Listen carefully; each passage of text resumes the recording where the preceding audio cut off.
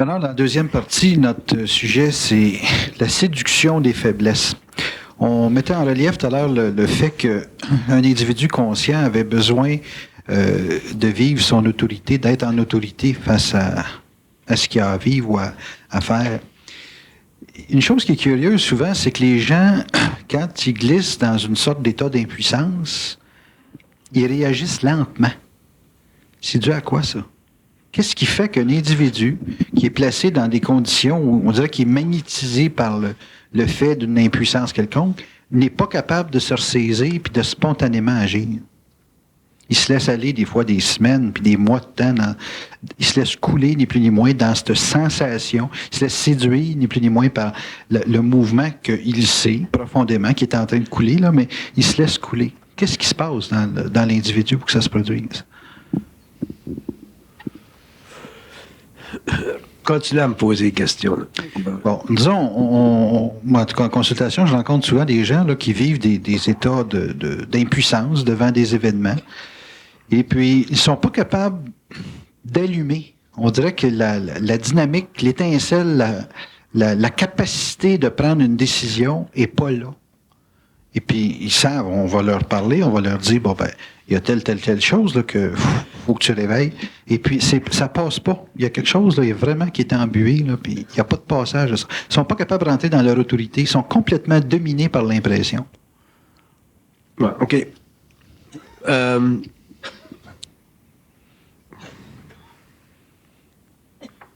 C'est comme s'ils acceptaient l'impuissance plutôt que de combattre cet état d'impuissance-là. La cause de tout ça, c'est que l'homme a réellement pas de conscience vibratoire. Okay. L'homme de l'évolution n'a réellement pas d'idée qu'est-ce que c'est une conscience vibratoire. Comme il n'y a pas d'idée qu'est-ce que c'est une conscience vibratoire, parce qu'il n'y en a pas. À ce moment-là, il fonctionne toujours par rapport à une conscience psychologique. Puis une conscience psychologique, c'est totalement réflectif. Mm-hmm. Alors qu'une conscience vibratoire, c'est totalement réactif. OK. C'est une conscience vibratoire, c'est comme de l'eau puis de l'acide sulfurique. Ça réagit tout de suite. Puis le temps plus tu as une conscience vibratoire, plus le temps de réaction est court. Ouais. Donc, pour répondre à votre question, là, c'est comme si on disait, au fur et à mesure où l'homme va passer de l'involution à l'évolution, il va développer une conscience vibratoire, puis son temps de réaction va devenir plus court. OK. Puis comme l'homme n'a pas de conscience vibratoire, comme il n'est pas développé, à ce moment-là, quand il vit quelque chose, n'importe quoi, il est obligé de subir sa conscience. Donc, il est obligé de subir son inconscience. Il est obligé de subir ses états d'âme. Il est obligé de subir l'état d'âme des autres. Il est réellement dans un état de soumission à sa programmation. Mm-hmm. Alors que dans une conscience vibratoire, dans un sens, un homme qui a une conscience vibratoire là, assez développée, là, c'est comme s'il est dans un état de guerre de fait. Mm. Un homme là, qui a une conscience vibratoire, là, il est dans un état de guerre de fait. Pas dans le sens qu'il va être en état de guerre, mais il est dans un état de guerre de fait. J'expliquais tout à l'heure l'affaire des cartes. Les cartes, là. Oui, cartes japonaises. Les cartes japonaises. Bon, moi, j'ai une conscience vibratoire. Fait que si je rencontre un Japonais, ma conscience vibratoire est dans une guerre de fait. Mm-hmm. Je vais prendre ma carte, je vais lui donner d'une main. Si il apprend pas, parce que j'y donne avec une main, c'est tout bad. Je vais reprendre le bateau, je vais revenir ici. Parce que la conscience vibratoire n'est pas capable de se laisser imposer des conditions. Mm-hmm. Si elle le fait, c'est parce qu'elle veut. Okay. Tandis que l'homme, lui, qui n'a pas de conscience vibratoire, il a une conscience psychologique, bon, ben, il part avec sa petite carte d'affaires, puis il va jouer le jeu de la conscience raciale qu'il reçoit comme hôte. Mm-hmm. Tandis qu'une conscience vibratoire ne peut pas faire ça, ne peut pas jouer le jeu. Là, vous allez dire, ben, à ce moment-là, qu'est-ce qui va se produire au niveau des hommes d'affaires, au niveau des hommes qui doivent aller au Japon, par exemple? Je prends l'exemple du Japon, qui doivent faire des affaires au Japon. Ben, mais si j'ai à faire des choses au Japon, mais à ce moment-là, je vais me rencontrer un Japonais qui fonctionne. Puis si j'en raconte pas, je vais m'engager quelqu'un qui n'a pas suffisamment de conscience vibratoire, qui a plus de conscience psychologique, qui est capable de me représenter au Japon, puis la faire, la petite passe de la carte avec les 2 doigts. Lui, il est capable. Il est capable il y a de... les buffers. Il y a des buffers pour le faire. Moi, j'en ai pas de buffers pour le faire. Fait que le temps de réaction est très, très rapide. Plus l'homme aura une conscience vibratoire. Fait qu'automatiquement, il ne pourra plus se laisser déterminer de l'extérieur. À ce moment-là, le temps de réaction étant très, très court, l'homme va pouvoir passer en puissance très, très vite. Est-ce que parce que vous parliez d'indépendance d'esprit, est-ce que pour être indépendant d'esprit, il faut être indépendant de finances? Non. Non. L'indépendance d'esprit, c'est une conscience. C'est une conscience. Bon, moi, c'est parce que je vous pose cette question-là, parce que c'est difficile d'être indépendant quand on est dans une situation de survie. Pas indépendant. Indépendant dans l'esprit. Indépendant dans l'esprit. Ouais. Indépendant dans l'esprit, c'est indépendant dans l'esprit. C'est pas conditionné par l'extérieur. OK. Est-ce qu'indépendant dans l'esprit... Est-ce que quand on est indépendant dans l'esprit, on est sorti de la survie? Pas nécessairement. OK. On peut être dans la survie et être indépendant dans l'esprit. Oui. Oui, mais on ne vivra pas la survie comme un homme qui n'a pas d'indépendance d'esprit. Expliquez donc. Un homme qui est indépendant en esprit. Un homme qui est indépendant dans l'esprit et qui est en survie ne subit pas la survie de la même façon qu'un homme qui n'a pas d'indépendance d'esprit. Parce qu'il n'est plus affecté par la survie au niveau psychologique comme l'homme qui est inconscient. Il sait que c'est temporaire, il a les moyens à long terme, selon sa voyance même, pour en arriver à sortir là, de ça. Ça fait partie de sa conscience créatrice. Tandis que l'homme qui n'est pas indépendant dans l'esprit, puis qui est en survie, automatiquement, il est conditionné par la survie. La survie même devient pour lui une mesure de son impuissance.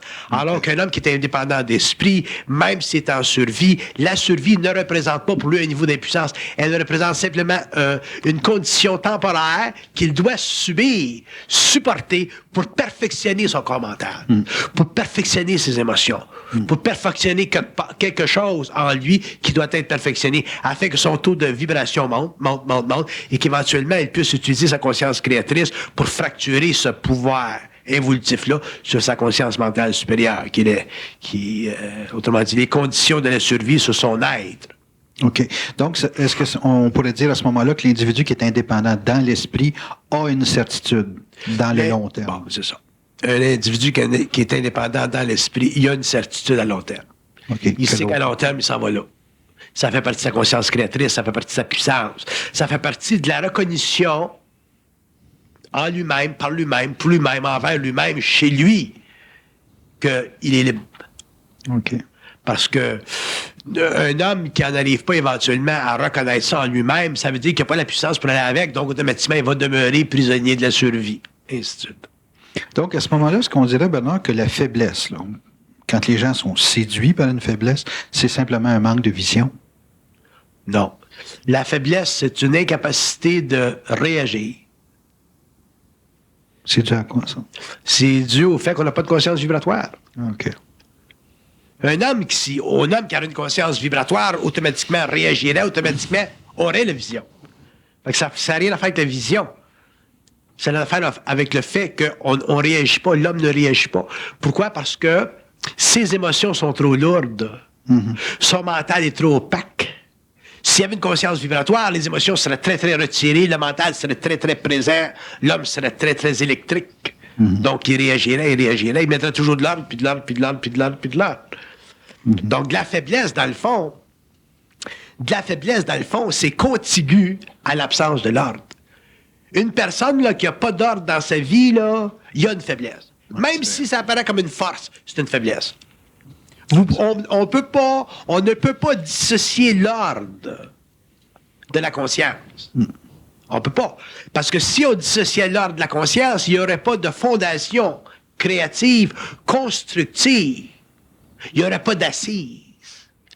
Donc, on ne peut pas dissocier l'ordre de la conscience. Ça va ensemble. D'ailleurs, on va le réaliser un jour, parce que, éventuellement, quand on aura une conscience vibratoire, on souffrira de plus en plus du désordre, puis du désordre.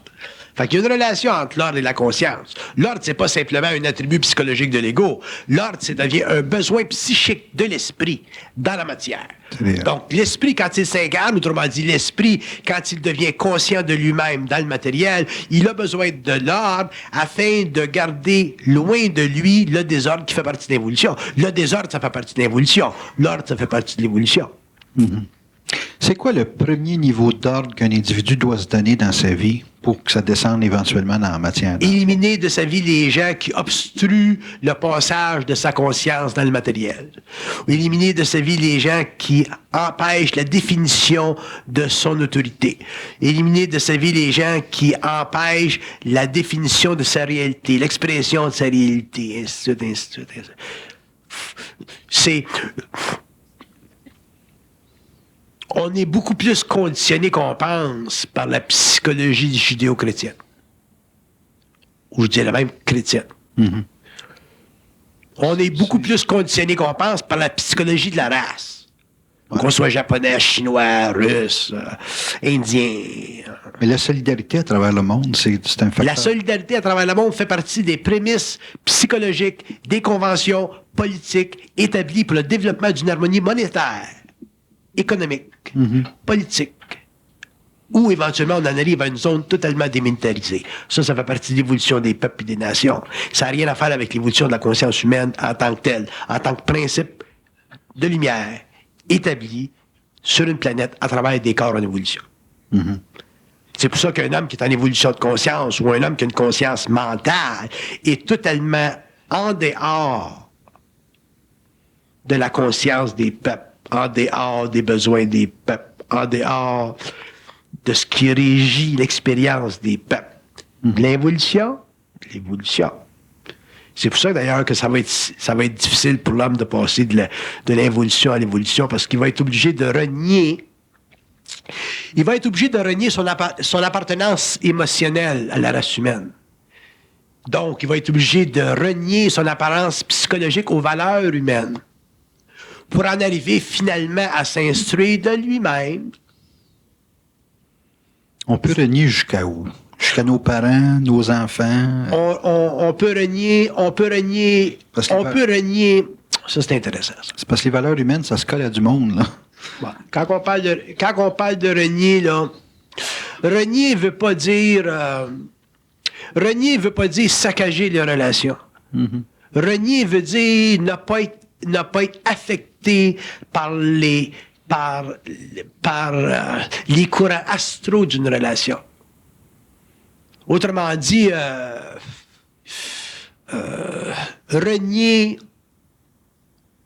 ça veut dire ne pas s'assujettir à. Mm-hmm.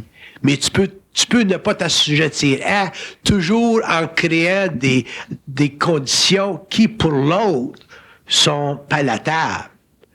Ça, c'est le respect. Mm-hmm. Moi, je peux pas vivre, et je ne vivrai pas, et je ne vis pas, et je n'ai pas vécu pendant des années sous les conditions maternelles de la psychologie de ma mère. Mm. No way. Mm-hmm. Pourtant, je l'aime bien, bien fine, c'est ma mère. Elle m'a amené au monde. Point final. Ouais. Mais plus loin que ça, là, les conditions psychologiques qu'elle pourrait m'imposer, me dire, moi, je t'ai mis au monde, je t'ai tout donné, maman, tout ça, là. On la connaît, elle est retournée. Ça, là, ça, j'y tasse ça. Mm-hmm. Bon. Aujourd'hui, j'ai tellement tassé qu'elle ne questionne plus, mais il était pendant un certain nombre d'années. J'étais obligé de le tasser. Chante-moi pas, bluffe-moi pas, conte-moi pas tes histoires, mais je la rebalançais parce que je respecte son état de conscience. Sinon, ben, à ce moment-là, ben, je vis l'enfer avec un être qui est supposé d'être proche de moi. Mm-hmm. Fait que... vous reniez son système de valeurs, mais pas la personne. Je renie totalement son système de valeurs, mais pas la personne. C'est ça. Tellement que si... Puis maintenant, là, ben, une fois, elle m'avait demandé, elle dit, tu viens à l'oratoire Saint-Joseph avec moi? J'ai dit, ouais, allez. J'avais du temps, là. Fait que j'étais allé à l'oratoire Saint-Joseph. Bon. Puis je l'ai pas énervé. je me suis bien conduit. Vous n'avez pas monté les marches les genoux, j'espère? Non. Mais si j'avais voulu, j'aurais pu le faire. Ouais. C'est pour elle. Pour elle. Une fois. Une fois. Après ça, j'ai renvoyé le bill du médecin. Fait que, tu sais, ça dépend de ce que je veux faire. Je suis autonome. Je fais la gestion de mon mental. Okay. Fait qu'elle était contente. Mais une fois. Fait qu'il y a des choses que je fais une fois, tu sais. Comme là, matin, là, je la sens, je suis psychique, ça. Je l'attends, elle veut que je l'appelle. Elle veut que je l'appelle. Même à soir, elle veut que je l'appelle. Elle sait que je suis à Montréal, là, puis je suis en conférence, tu sais. Puis des fois, je vois pendant je dis, je l'appelle-tu, puis ça me dit, pas de suite. Pour toujours, Puis quand je l'appelle, elle est contente. Puis même si je l'ai pas vue pendant 5 semaines, 6 semaines, 8 semaines, rien que le fait que j'envoie, elle est contente. Elle oublie le fait qu'elle n'a pas vu. Sans ça, elle voudrait me voir tous les soirs. Même à tous les soirs, elle voudrait que je fasse avec. C'est jamais assez pour ma mère. C'est un scorpion, 7 fois scorpion. Amen. Bon. Fait qu'il n'y a rien à faire avec du moment. Fait qu'il faut que tu... Fait que si tu fais pas ça, ben t'es faite. Tu fais pas ça, t'es faite. Avec ma mère, j'en ai été faite. Mm-hmm. Fait que comme je respecte l'aide, je comprends sa condition, fait que de temps en temps, je fais un petit plaisir. Mm-hmm. Mais je suis obligé de réellement, avec ma mère, je suis obligé de réellement la garder le plus possible à distance, jusqu'à tel que ça soit too much. Quand c'est too much, là je l'appelle, elle est contente. Mais c'est réellement, faut avoir beaucoup de conscience pour traiter avec une mère comme moi. Je traite avec ma mère. Sans ça, tu te déboussoles. C'est elle qui te rend fou, c'est pas toi qui la rend folle, ça se rend pas fou, ça. Tu peux pas rendre fou, ça. Elle est trop solide. Les psychiatres ont étudié son cas, puis il y avait des pelles de sueur sur le front, le psychiatre. Il disait, madame, une telle, il dit, je peux rien faire pour vous, il n'y a rien à faire avec vous. Puis c'est vrai, il n'y a rien à faire avec ma mère. Elle est constituée psychologiquement comme un bloc de ciment, puis il n'y a que moi qui peux le pénétrer. Parce que j'ai pas les mécanismes de l'involution que les autres ont. Fait qu'elle a mis ma famille à terre, elle a mis tout le monde à terre. Mon père à terre, mon grand-père à terre, ma belle-mère à terre, les cousines, les sœurs à terre. Les gens qu'elle rencontre, elle les met à terre, elle met tout le monde à terre. Excepté elle. Puis moi, elle peut pas me mettre à terre parce que je connais la game. Mm-hmm. Puis comme elle peut pas me mettre à terre, elle m'aime encore plus, c'est un scorpion. Le plus grand défi. Ouais, le plus grand défi. Fait qu'imagine-toi si... La vie, c'est un peu ça, en bonheur. Tout, on dirait, est fait pour nous mettre à terre. Tout dans la vie est fait pour nous mettre à terre, effectivement. Si on se laisse mettre à terre pour toutes sortes de raisons, parce qu'on est constitué psychologiquement de notions, de valeurs qui font partie d'un temps où l'homme était écrasé par des systèmes de pensée, parce que l'homme n'avait pas d'identité, parce que la fusion n'existait pas sur la Terre. Maintenant que la fusion existe sur la Terre, que l'homme peut avoir de l'information directe à partir du plan mental, là, ça va commencer à changer ça. Fait que l'homme va commencer à faire la gestion de son énergie. Puis ça, là, cette période-là, ben, c'est ça que j'appelle une initiation solaire. Autrement dit, une période dans la vie de l'individu où il est obligé de se révéler à lui-même. Ce qu'on n'a jamais fait pendant l'évolution. On ne s'est jamais révélé à soi-même. Ce sont des systèmes extérieurs qui nous ont réfléchi une image quelconque. Mais l'homme n'a jamais eu son image. L'homme n'a jamais eu sa mesure. L'homme n'a jamais su jusqu'où il peut aller dans le domaine de la pensée. D'ailleurs, c'est une des raisons pour laquelle, pendant l'évolution, on n'a jamais connu le mystère de la pensée. C'est dans l'évolution, après la fusion, qu'on a commencé à savoir que l'homme est matériellement, psychiquement, techniquement en communication avec des plans qu'on appelle le plan mental. Que la pensée fait partie des servitudes spatiales du psychisme humain. Que la communication n'a rien à voir avec des modes de réflexion.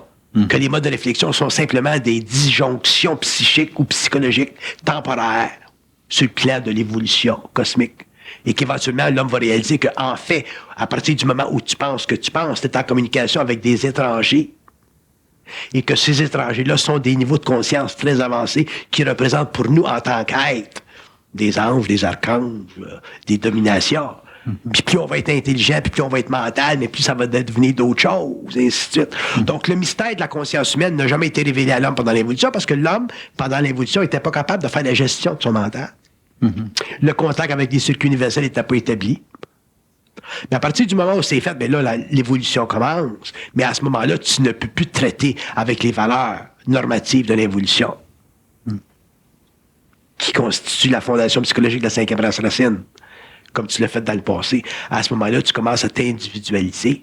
C'est pour ça qu'à ce moment-là, tu es obligé, que tu fasses n'importe quoi, tu es obligé de rompre avec les formes. Tu romps, tu brises les formes.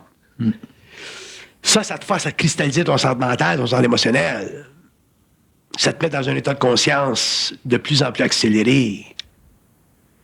La gestion de la pensée, c'est une illusion quand on sait que ces forces-là existent. La gestion de la pensée, c'est pas une illusion si tu es capable de reconnaître dans ta conscience mentale la suprême autorité de ta conscience. Si tu n'es pas capable de reconnaître la suprême autorité de la conscience, tu assujettis ta conscience à un niveau quelconque de réflexion. Donc, à ce moment-là, tu t'enlèves le droit d'être. Tu t'enlèves le droit d'être. Ça veut dire quoi, ça, s'enlever le droit d'être? Ça veut dire que tu te donnes, tu t'imposes, tu te conditionnes à une non-êtreté qui était l'existentialiste planétaire de l'évolution. Alors qu'un homme conscient se donne le droit d'être. Mais il se donne le droit d'être par rapport à quoi? Par rapport à sa capacité mentale de supporter la définition psychique de son moi, à l'extérieur du conditionnement émotionnel que l'évolution lui a imposé à travers des religions, des systèmes de pensée, C'est pour ça que l'homme conscient est seul, sera toujours seul, même s'il est à deux, il sera toujours seul.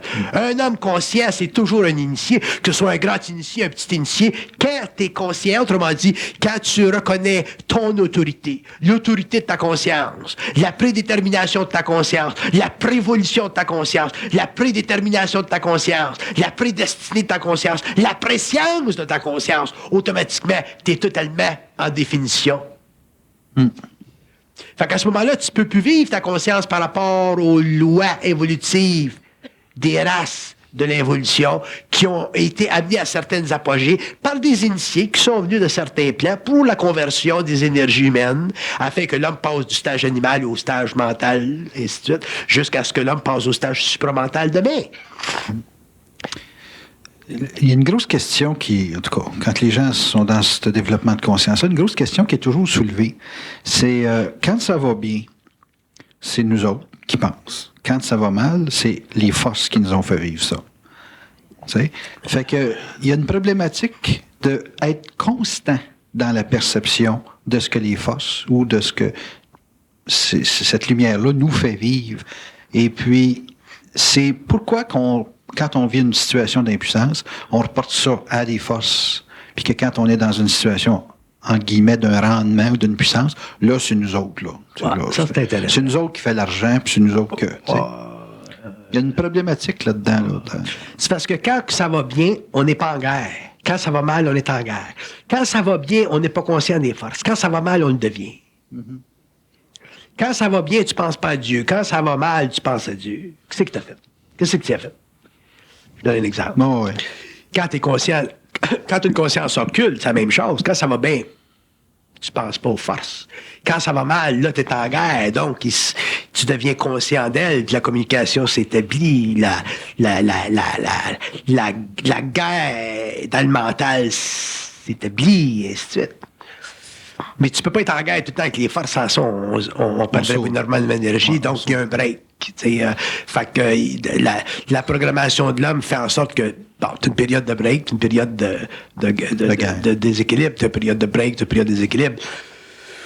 Puis quand tu passes de l'équilibre au déséquilibre, ben, fait que tu vis des états de conscience qui se différencient l'un de l'autre puis qui t'amènent éventuellement à une élévation de ton taux vibratoire. Puis quand tu es bien habitué aux états de guerre, là, avec les forces, éventuellement, tu deviens très, très conscient que c'est pas l'état de guerre en soi qui est important, c'est ce que ça change au niveau de tes corps. OK. Fait que là, ça, c'est une autre étape. Ça, c'est les décisions qu'on prend, ces choses. Ouais. Fait qu'à ce moment-là, tu prends des décisions. Puis là, tu es rendu pas mal avancé parce qu'à ce moment-là, tu n'es plus affecté émotivement par le conditionnement de la race. Fait que tu es capable de réellement prendre des décisions rigoureuses, radicales, te retourner 360 degrés. Puis après ça, les forces vont te dire, les forces peuvent te dire, ouais, c'est ça qu'il fallait que tu fasses. Autrement dit, tu deviens intelligent par toi-même, tu n'as plus besoin des forces pour te dire quoi faire. Tant que tu as besoin des forces pour te dire quoi faire, tu es encore en soumission occulte. Ça, c'est dangereux parce que automatiquement, ils vont tester ta capacité de te rendre indépendant d'elle. Il y a une chose que l'homme ne comprend pas. Une chose que l'homme ne comprend pas, c'est que l'homme a l'impression, à cause de ses émotions, à cause de sa nature animale, puis à cause de son anthropomorphisme, qui est très chétif. L'homme a l'impression que les forces ont besoin de sa reconnaissance, que les forces vont être en amitié avec, que les forces veulent un bon rapport avec. Puis ça, c'est une illusion.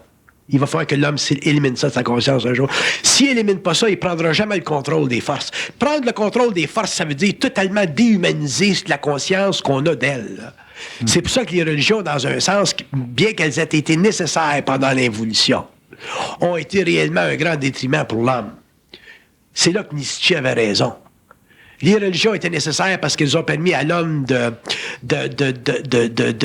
stabiliser sa nature animale dans un rapport de force sociale où les lois de territorialité étaient toujours présentes.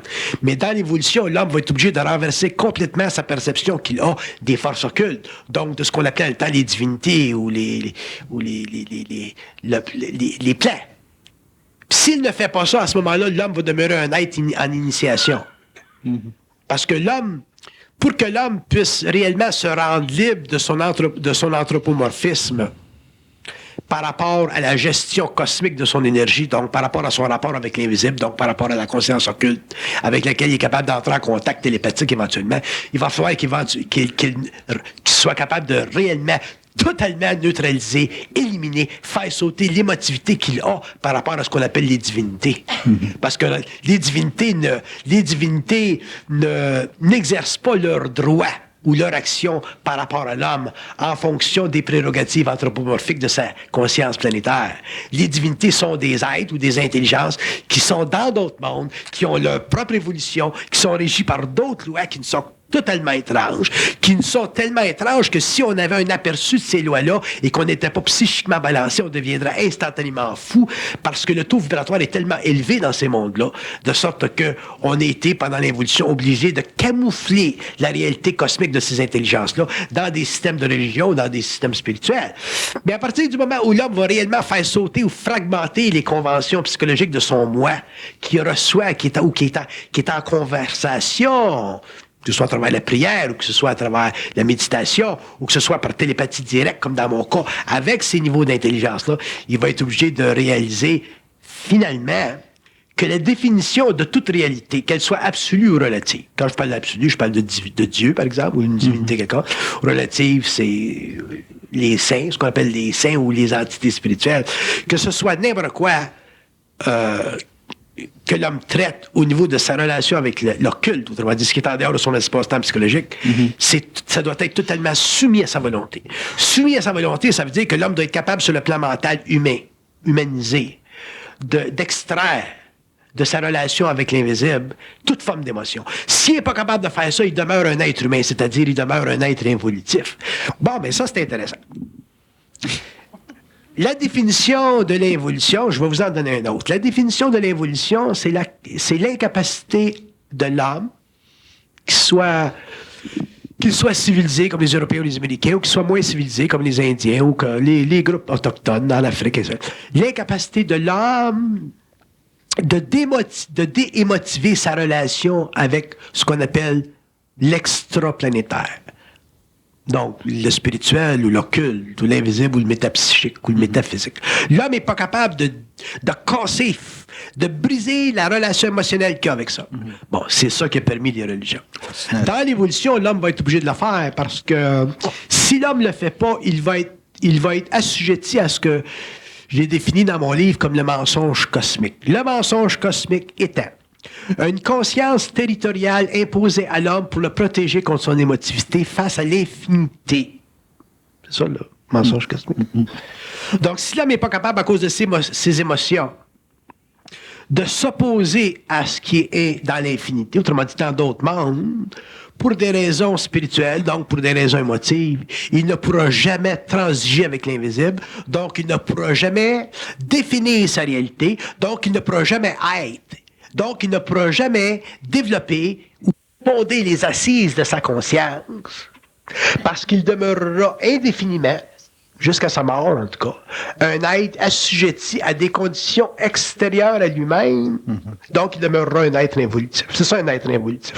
Alors qu'un être évolutif, dans le cadre de la définition que je lui donne pour le moment, c'est un être qui a la capacité éventuellement d'en arriver à définir le réel en fonction de sa haine qu'il a pour lui à travers ses émotions qui ont été utilisées pendant des millénaires pour la fondation d'une conscience raciale évolutive. Donc, un être qui est conscient, là, qui regarde n'importe quoi, tu te promènes au Japon, ce que les Japonais ont fait, ce que les Russes ont fait, ce que les Indo-Européens ont fait, ce que les Européens, les Latinos ont fait, tout ce que les peuples de la Terre ont fait, pour un être conscient, c'est totalement insuffisant. Fait qu'il critique tout le temps. Fait qu'il va critiquer tout le temps. Pourquoi? Parce qu'il est obligé de définir sa réalité par rapport à des paramètres qui ne le divestissent pas de sa puissance. Il veut jamais être magnétisé par... Il ne veut jamais être magnétisé par ce qui est techniquement grand à cause de nos émotions qui interprètent la grandeur en fonction de la puissance occulte imposée sur nous à travers des systèmes de pensée et des religions. Ouais. Fait qu'à ce moment-là, quand l'homme est rendu à ce point-là, ben à ce moment-là, ça devient facile pour lui de venir en contact télépathique, virtuel, éthérique avec des intelligences d'autres mondes. À ce moment-là, les portes éthériques s'ouvrent et il est capable de commencer à communiquer, rencontrer des êtres qui sont dans d'autres champs d'expérience. Mais des champs d'expérience qui font partie de l'universalité des âmes. Et non pas de la particularité spirituelle de l'humanité. À ce moment-là, ben là, il commence réellement à rentrer dans les secrets cosmiques. Rentrer dans les secrets des conventions. Il commence réellement à comprendre les lois qui déterminent l'évolution des systèmes galactiques locaux, sidéraux, intersidéraux, interuniversels ou paradisiaques. Il est capable à ce moment-là de réellement interpréter le phénomène cosmique à l'échelle de l'âme, mais pour le bien-être et le bénéfice de l'âme, et non pas pour le bénéfice des hiérarchies qui utilisent son émotivité à travers des religions, ou la systématisation de sa pensée, comme le fait l'homme, comme l'homme se l'est fait faire pendant l'évolution. À ce moment-là, il fait éclater le mythe adamique. Le mythe adamique étant celui qui définit l'homme comme étant celui qui est déjà originalement entaché du péché. Pourquoi est-ce qu'on est originalement entaché du péché? Pourquoi est-ce qu'on est victime du péché originel? Qu'est-ce que ça veut dire cosmiquement que l'homme est entaché du péché originel? Ça veut dire que l'homme est incapable, dans l'instantanéité de sa conscience universelle, d'établir les frontières communes de la conscience, de l'intelligence. Les frontières communes étant quoi? Étant sa capacité à lui, en tant qu'humain, autrement dit, en tant qu'esprit incarné, de parler avec des esprits non incarnés et faire descendre ou amener sur une planète quelconque une science qui va sortir l'humanité de sa conscience expérimentale, puis refaçonner le travail de gestion de ces énergies.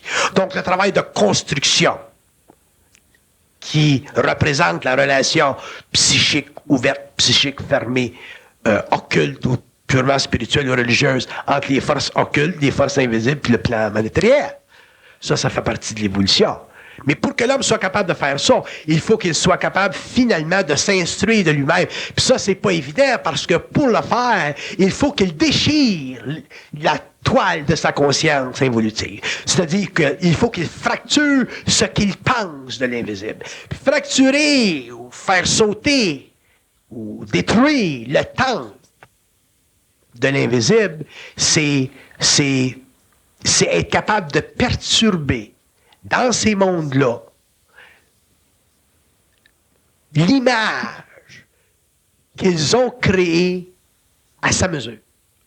Fait que si moi, je suis en contact avec l'invisible, puis que je suis au début d'une fusion, disons comme en 69, où j'étais réellement naïf, parce que c'était nouveau, les messages que ces intelligences-là ou cette intelligence-là peut me passer dans le canal ne peut plus être aujourd'hui utile dans ma conscience. Ça fait partie de l'évolution d'initié ou l'évolution de l'art. Fait que dans ce temps-là, c'était normal parce qu'il n'y avait pas, premièrement, il n'y avait pas de précédent à l'expérience. C'était normal aussi parce que je fonctionnais avec un résidu de mémoire humaine. Tandis que maintenant, je ne fonctionne plus avec un résidu de mémoire humaine. Donc, quand je viens en contact avec des données, de l'information, à quelque niveau que ce soit, que ça vienne de n'importe quel plan ou de n'importe quel monde, je demeure toujours celui qui détermine la validité de l'information pour le temps de mon expérience. Donc, pour le temps de mon expérience, ça veut dire techniquement, parce que je suis initié, pour le temps de l'expérience humaine. Donc, ça veut dire que si je veux expliquer dans un livre ou dans des conversations ou dans des communications à l'homme le processus de la création des êtres humains sur la Terre, ou le processus de la création des animaux, ou le processus de la création des plantes, ou d'un point de vue cosmique, ou le processus de la création du minéral. Donc, ce qui équivaut à expliquer le processus de l'incarnation matérielle de l'énergie qu'on appelle l'explosion universelle des mondes. À ce moment-là, je vais le faire en fonction de ce que ça peut rapporter à l'homme. Si ça ne rapporte pas à l'homme parce que ça va définir sa réalité aujourd'hui d'une façon négative, dans le sens qu'il va se sentir encore trop écrasé par ça, à ce moment-là, j'en parlerai pas. Si ça va donner à l'homme un aplomb, si ça va permettre à l'homme finalement de réaliser qu'il est plus grand qu'il pense, à ce moment-là, je vais le parler, je vais l'écrire, je vais le dire. Donc, c'est l'homme qui détermine finalement, ou qui déterminera finalement demain, les constantes universelles, c'est-à-dire c'est l'homme demain qui se programmera lui-même. Moi, je me programme moi-même. Je sais ou j'apprends ou j'étudie ce que je veux. Si je suis pas prête, pour une raison ou une autre, à étudier ou à apprendre quelque chose, à ce moment-là, je ne l'apprends pas. C'est moi qui détermine ce que je veux apprendre. C'est plus la société qui détermine ce que je veux apprendre. C'est plus les forces occultes qui déterminent ce que je veux apprendre. C'est moi qui détermine ce que je veux apprendre. À ce moment-là, je dis, bon, ben, je vais en parler ou je veux pas en parler. Pourquoi est-ce que je peux dire je vais en parler ou je veux pas en parler? Parce que j'ai la capacité d'ouvrir ou de fermer mon canal. L'homme conscient aura la capacité d'ouvrir ou de fermer son canal. Puis il va aller chercher ça comme... À ce moment-là, il va ouvrir ou il va fermer les archives. Vous, quand vous travaillez dans votre computer, vous avez la liberté d'ouvrir votre computer puis d'aller chercher dans Internet.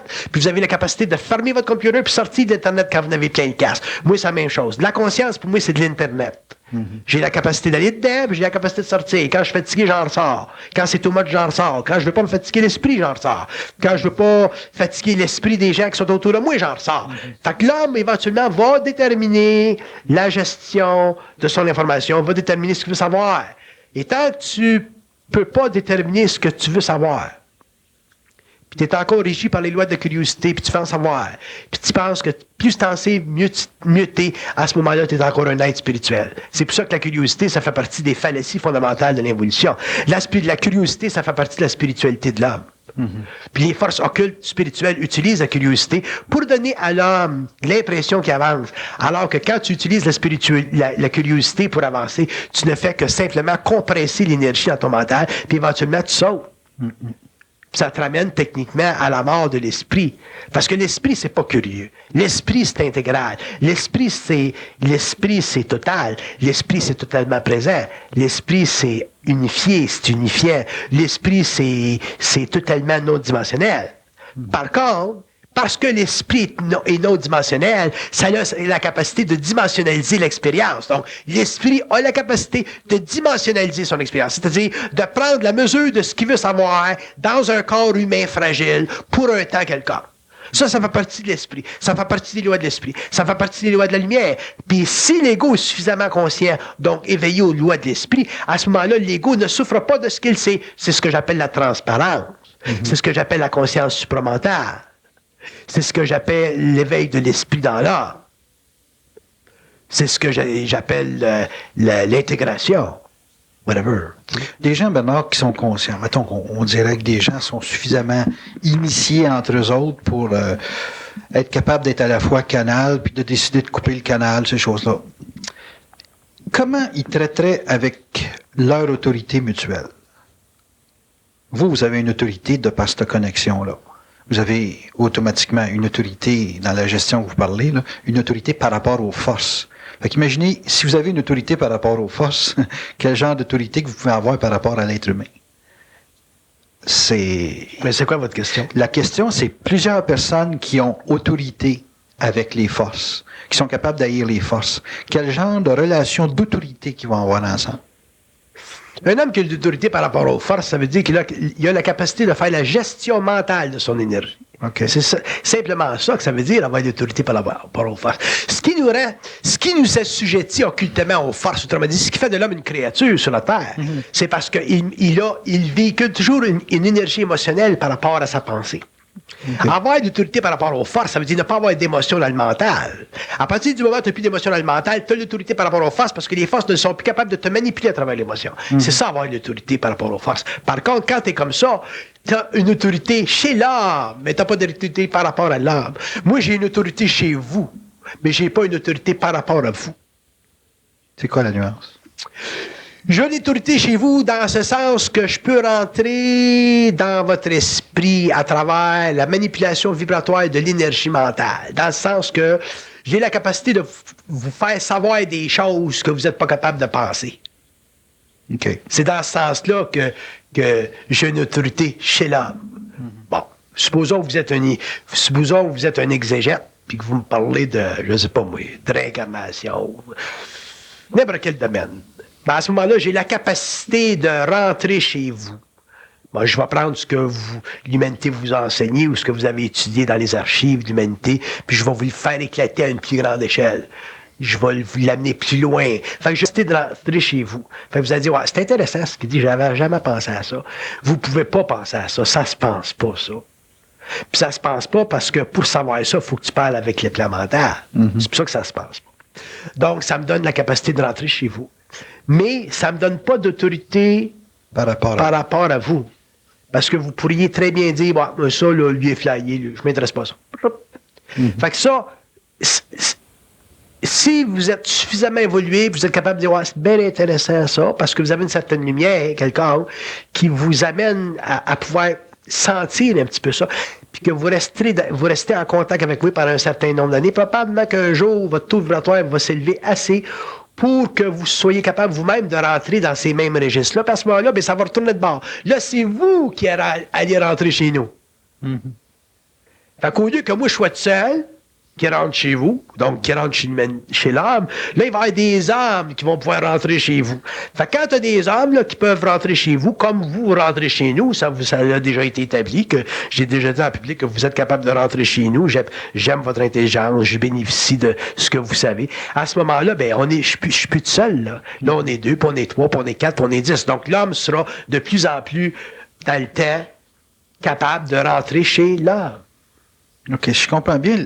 L'être conscient apprécie que d'autres hommes rentrent chez lui.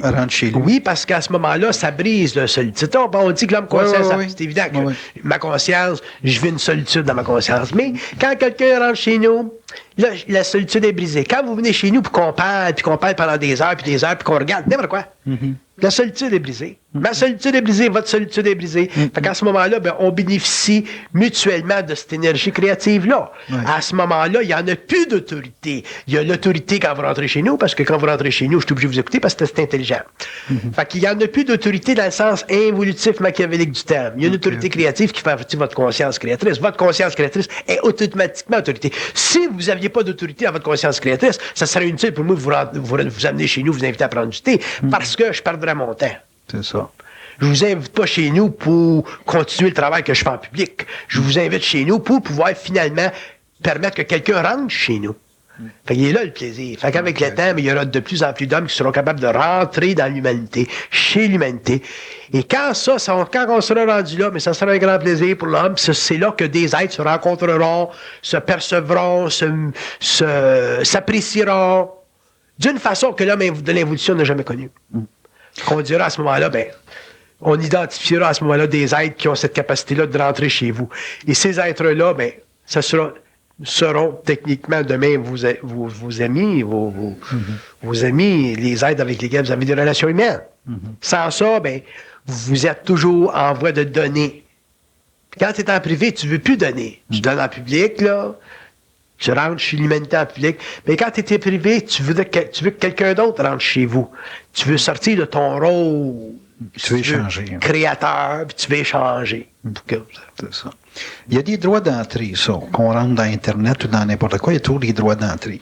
Est-ce que le fameux droit d'entrée, ça serait ce que vous parlez depuis quelques mois, le respect? Ah oui. Le droit d'entrée, c'est le respect. Pas de respect, oubliez ça. Tu sors de l'Internet, tu rentres pas dedans. Au niveau cosmique, pour rentrer, il faut que tu aies le respect. Tu ne rentres pas dans la conscience universelle sans cette clé fondamentale-là qui est le respect, qui est l'amour du mental. Puis, il y a bien des hommes qui vont vivre de grands déboires à cause de ça. Il y a bien des hommes qui vont vivre de grandes désillusions, quoi, ça. Il y a bien des hommes qui vont vivre des grandes faillites psychologiques, spirituelles par rapport à ça. Parce que autant le respect n'a pas fait partie des conventions de l'évolution, autant le respect va faire partie des conventions d'évolution. Donc, le respect, ça sera la clé qui permettra à l'homme de rentrer dans l'Internet universel, puis aussi d'en bénéficier, puis de l'échanger avec d'autres. Le respect pourquoi l'importance du respect? Parce que le respect, c'est ça qui va détruire les dictatures. Pendant l'évolution, le régime humain a été fondé sur la dictée. Donc, a été fondé sur les dictatures. Dans l'évolution, le régime humain sera fondé sur l'éclatement des dictatures. Qui va être remplacé par? Ça va être remplacé par l'anonymat. Ça va être remplacé par la transparence. Deux êtres conscients ne subissent pas de dictature. Tu peux pas imposer une dictature à 2 êtres, 3 êtres, 4 êtres conscients. Il y a trop de conscience vibratoire, là. C'est la conscience vibratoire qui va faire éclater les dictatures.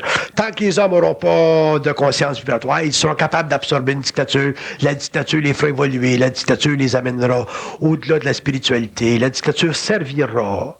Comme pendant l'évolution, la dictature, elle a servi. Mais à un certain moment donné, les hommes feront éclater la dictature parce que la dictature représente le principe satanique de la conscience humaine. La dictature représente l'incapacité de l'homme de faire germer dans la conscience de l'humanité certains rayons d'amour qui sont nécessaires pour la gestion universelle des femmes, que l'homme comprendra plus tard lorsqu'il en arrivera finalement à travailler avec des forces sur le plan éthérique. Donc, on peut pas passer à côté du respect. La grande marque de définition de l'homme nouveau, ça sera le respect. Ça va être la grande marque de définition. Et qu'avec ça, tu pourras mesurer l'homme nouveau. Le reste, ça sera simplement périphéral, ça sera stratégique, ça sera évolutif, ça sera expérientiel. Ça fera partie encore des forces de l'âme qui veulent contrôler l'évolution et le domaine de l'esprit. Dans notre évolution de conscience, qu'est-ce qu'il faudrait surveiller qui pourrait être de la domination à travers, exemple, le supramental? Qu'est-ce qui pourrait vouloir s'infiltrer? Parce que les forces sataniques, les entités, l'astral, vont quand même vouloir s'infiltrer dans le mental des gens. Qu'est-ce qu'il faudrait surveiller de particulier dans une évolution de conscience qui pourrait quand même nous emmener à se faire dominer par même l'instruction? Qu'est-ce qu'il faudrait surveiller? Parce que les gens prennent de l'assurance avec le vocabulaire et puis avec même la vibration. Vous avez un crayon? Oui. Je n'avais pas de papier. Non, pas de papier.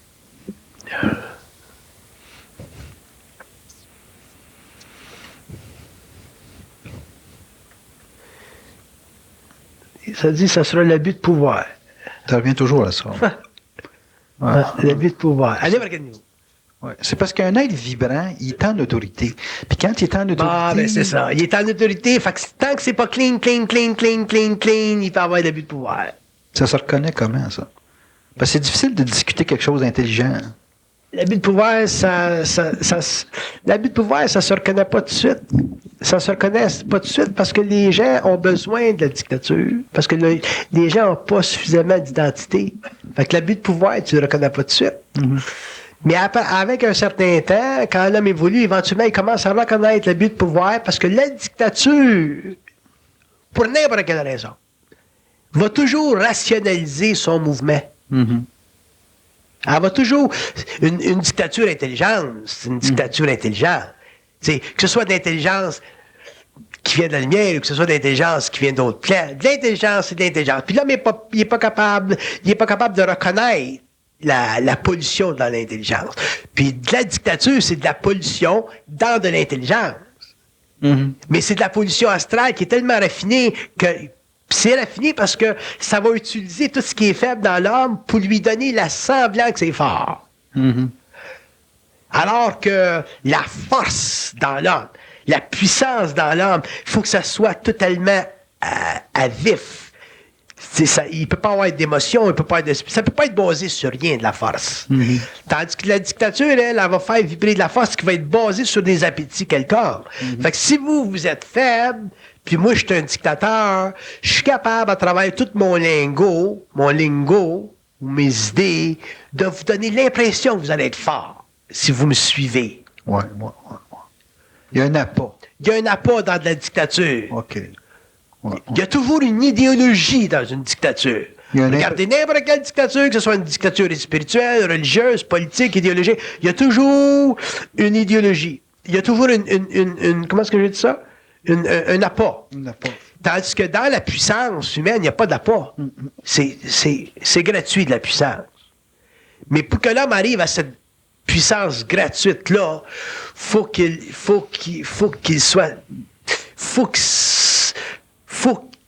développe une conscience vibratoire. Et la conscience vibratoire reconnaît la dictature, instantanément. Fait que l'abus de pouvoir, la façon dont vous parlez, l'abus de pouvoir, c'est pas la personne qui projette qui est finalement responsable. C'est le fait qu'il y a des gens qui la demandent dans un sens. L'abus de pouvoir, ça fait partie de l'expérience humaine. L'abus de pouvoir, ça fait partie des pions sur l'échiquier de la vie, sur l'échiquier de l'expérience. Il y a des gens qui sont... magnétiques, il y a des gens... Je prends lui, là. Je reviens toujours à lui parce que pour moi, c'est un bon modèle d'expérience.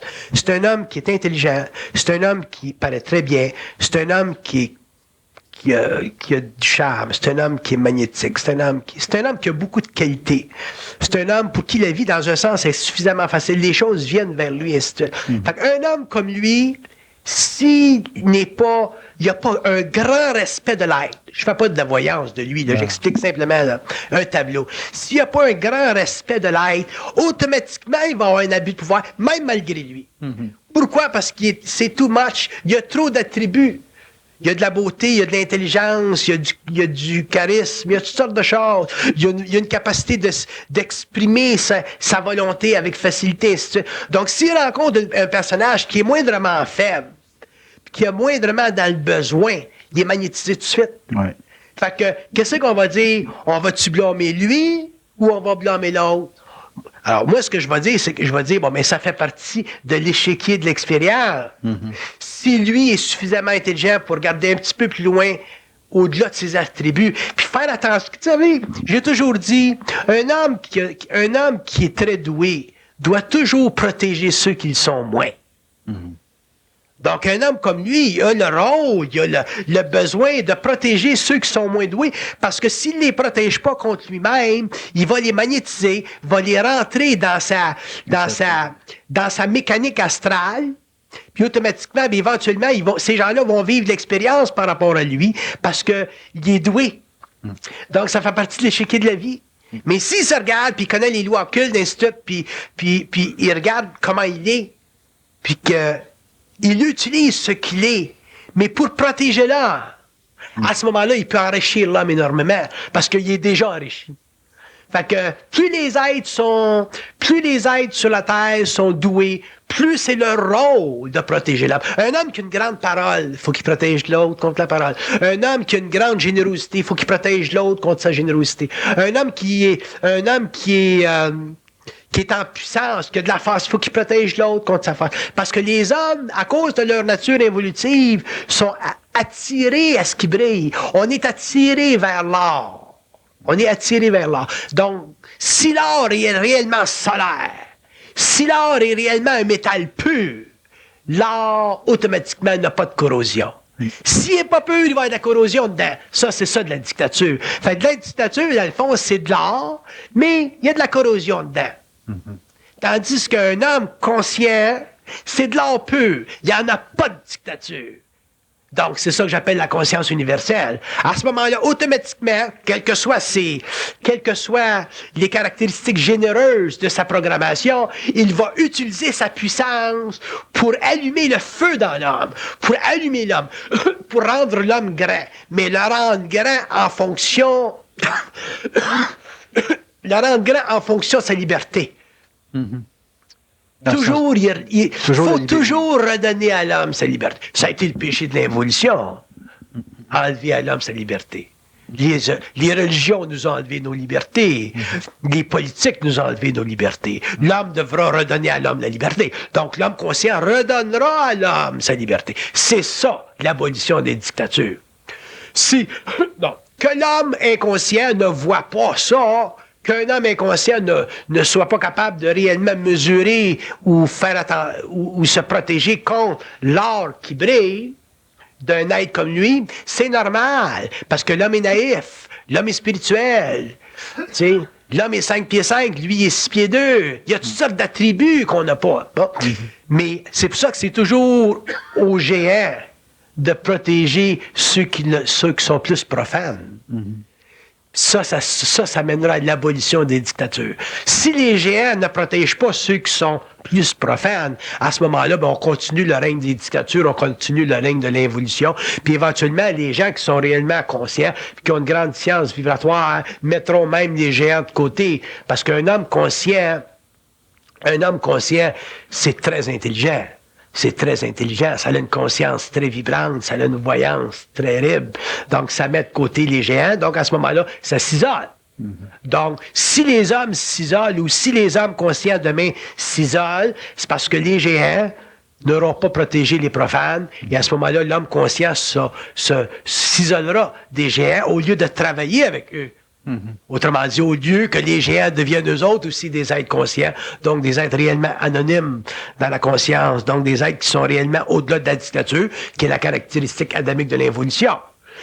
S'il y a tant de souffrance sur la Terre aujourd'hui, c'est parce que les dictatures existent. Les dictatures à différents niveaux. Fait que c'est très important de comprendre ça.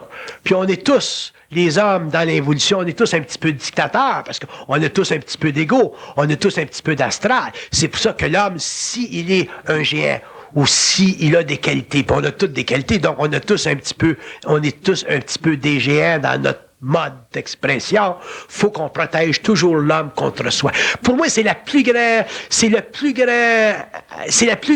ligne d'action de l'homme nouveau, de protéger l'homme contre lui-même.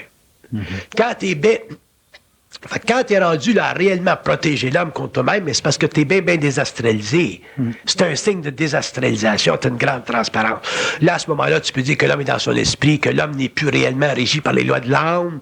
À ce moment-là, il est libre, il fait partie d'une nouvelle évolution. Et les hommes qui sont autour de lui, à ce moment-là, peuvent grandir dans leur propre essence. Sans ça, des hommes comme moi, par exemple, on va former des religions, on va former des sectes, on va former des égrégores très puissants. Puis, on va enlever à l'homme ce que l'homme a besoin de plus, c'est la conscience de sa liberté ou la liberté dans sa conscience. Donc, on va être des fins dictateurs, on va être réellement des êtres qui, du point de vue de l'évolution, demeurent des êtres dangereux, même s'ils sont bénis par l'occulte. Je vous remercie infiniment, Bernard. À la prochaine.